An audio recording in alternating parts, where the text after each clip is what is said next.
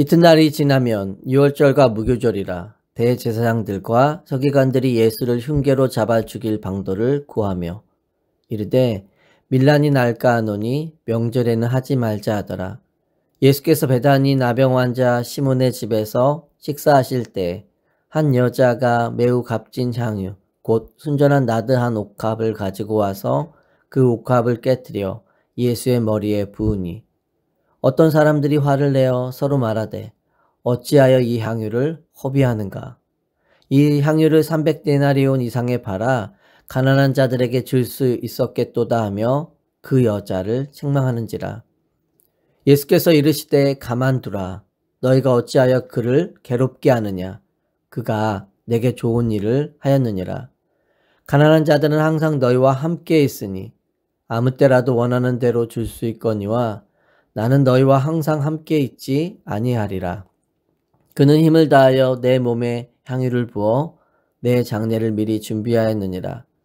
내가 진실로 너에게 이르노니 온 천하에 어디서든지 복음이 전파되는 곳에는 이 여자가 행한 일도 말하여 그를 기억하리라 하시니라.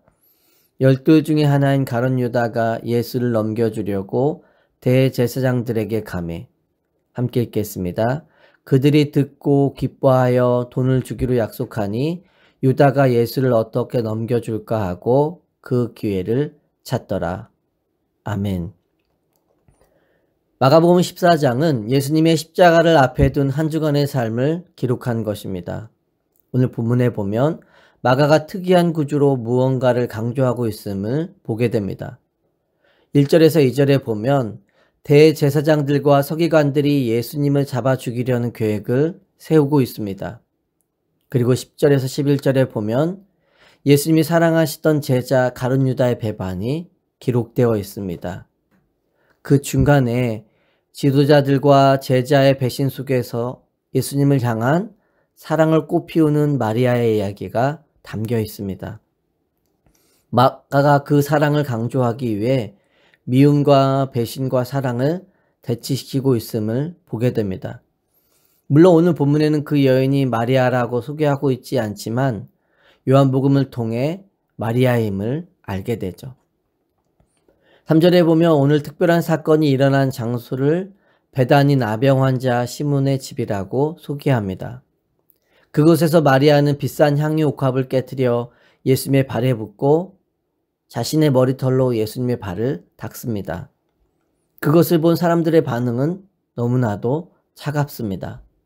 4절에 보면 어떤 사람들이 화를 내어 서로 말하되 어찌하여 이 향유를 허비하는고 라고 반응하죠. 요한복음에 보면 그것을 본 가룟 유다가 분을 내었다라고 이야기합니다. 그러나 예수님은 사람들의 비난과 달리 마리아의 행동을 칭찬하십니다. 사람들이 어떻게 바라보고 평가하든지 예수님의 평가와 인정이 더 중요함을 깨닫게 됩니다. 사람에게 인정받는 삶보다 더 가치 있는 삶은 예수님께 인정받는 것입니다. 6절에 보면 예수님은 저가 내게 좋은 일을 하였도다 라고 말씀하셨습니다.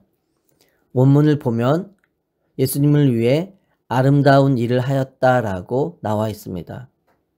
그녀의 행동에는 아름다운 동기가 있었습니다. 그것이 무엇일까요? 바로 사랑입니다. 사랑의 동기는 언제나 계산을 초월하여 움직입니다. 마리아가 예수님께 칭찬을 받은 이유는 그녀가 하나님 보시기에 좋은 일을 택하였기 때문입니다.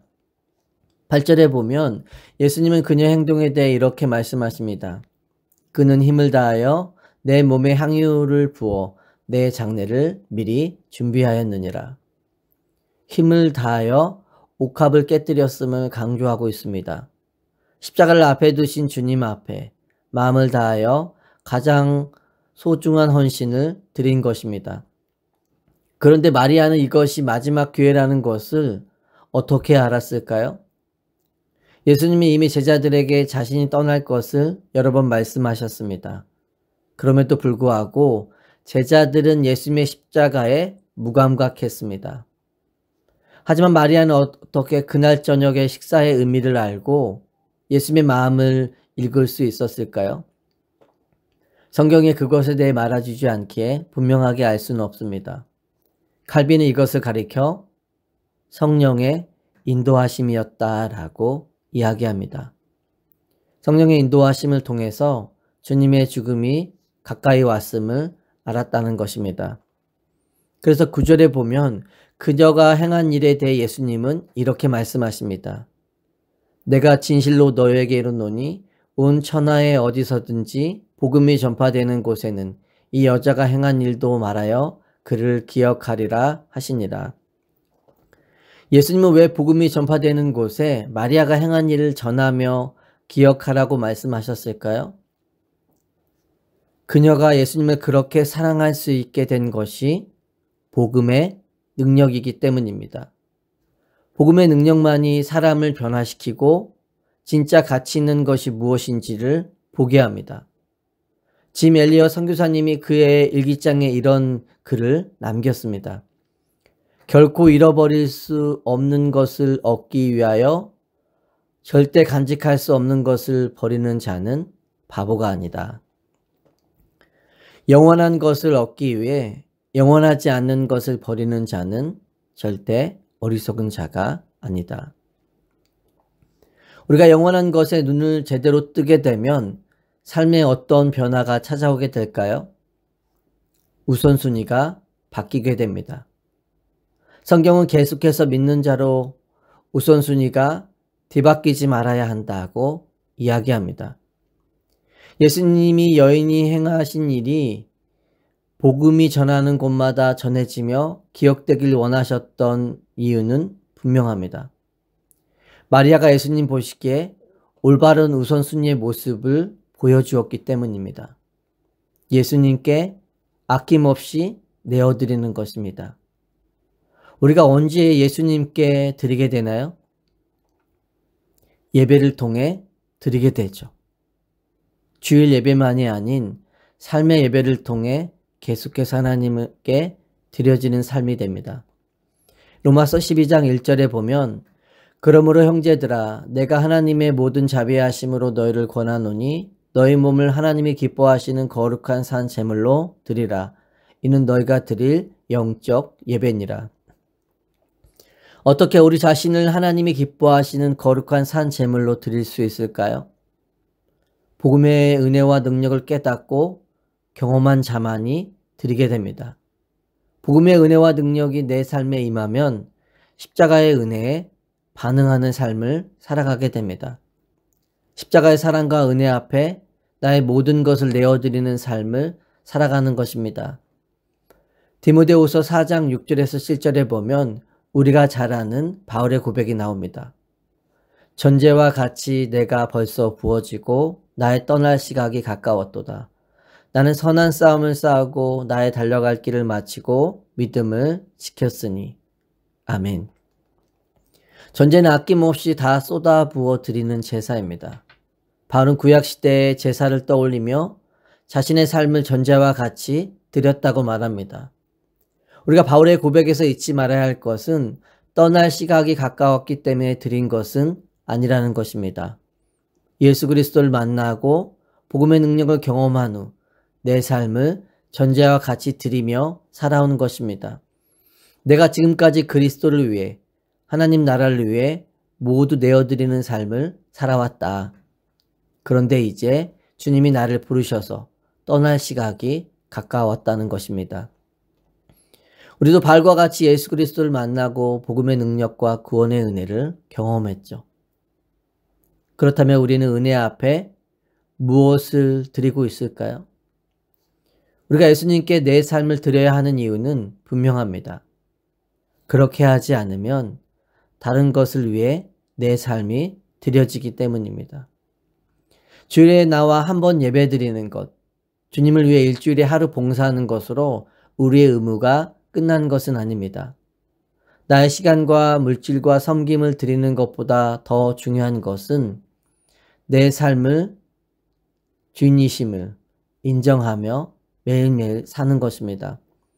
삶의 일부만 드리는 것이 아니라 주님께 내 삶 전체가 드려지는 삶을 사는 것입니다. 그래서 바울은 우리가 이 땅을 사는 목적에 대해 분명하게 말합니다.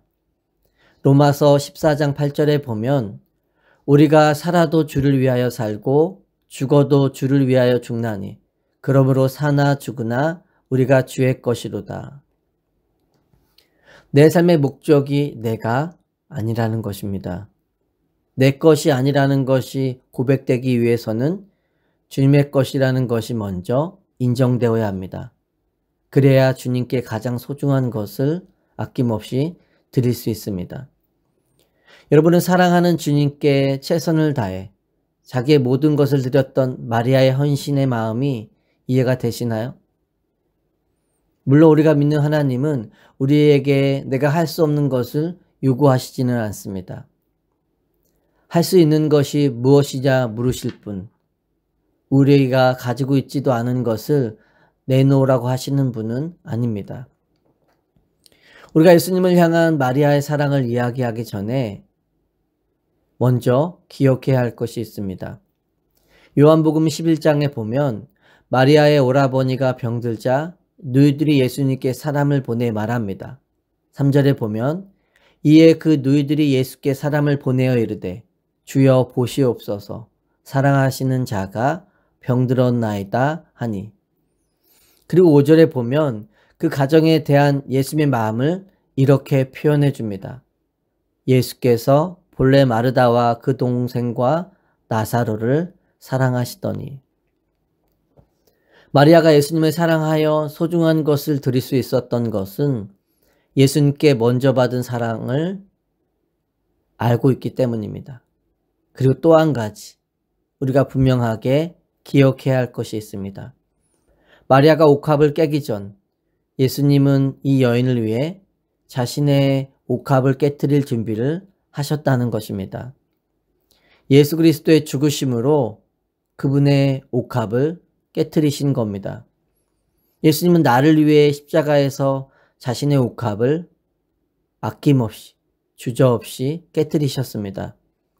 예수 그리스도의 십자가의 사랑으로 죄의 사함을 받고 우리가 구원을 받게 되었습니다.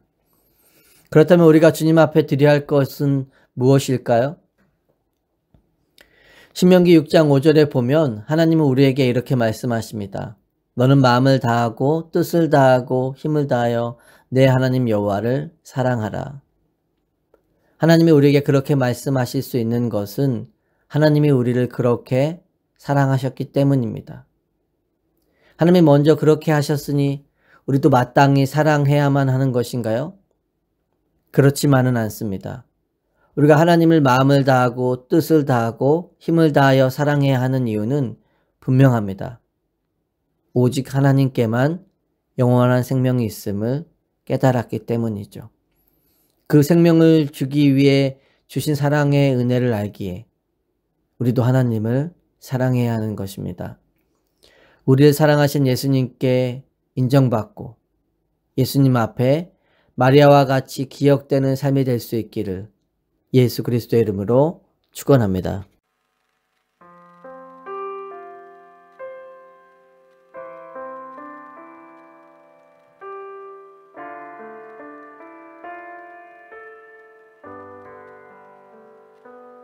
안개 속에서 주님을 보내 아무도 없을 것 같던 그곳에서 손 내미셔서